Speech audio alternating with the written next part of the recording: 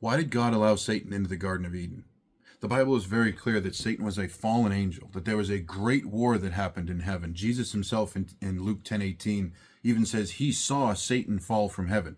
This was a big deal. He was an absolute adversary to heaven and to God. Why would God allow him into the garden after all of that? And I think the problem with that question is that we assume that the great war happened before creation. I don't know where we got that from. It doesn't say that anywhere in the Bible itself. My belief is that Satan's great sin and first act of rebellion was in the Garden of Eden. I mean, think about it. The Bible says in Ezekiel that he was a guardian cherub. And that's who God eventually puts at the gates of the Garden of Eden to stop people from coming back in. What if he was already there as a cherub? What if he was placed there because of his stature to help with creation?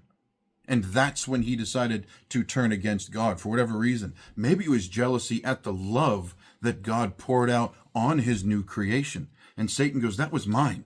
That's supposed to be ours. Why are you giving it to these beings? And that's why he turns on God in that moment and tempts Eve and tricks her and Adam into rebellion against God. That was his great sin. So the Bible talks about him being a serpent. There are some people that believe that that translation is flawed and actually means shining one.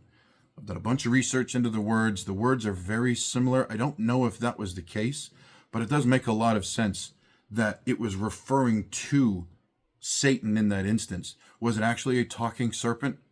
Maybe, maybe not. Maybe they were using it kind of tongue-in-cheek, like we would call somebody an animal's name as a slur. Maybe they were saying that serpent metaphorically. Maybe it wasn't an actual talking serpent. What's very clear about it in Revelation is that the serpent was Satan. That is very clear. Whether or not it was an actual physical talking snake, I don't think so. I think it was a guardian cherub, very smartly and brightly adorned, like it talks about in Isaiah and Ezekiel. He was a holy angel that was placed there to help God with creation. And instead of helping God, he uses that instance to sin against him and turn his creation against him. And that was the fall.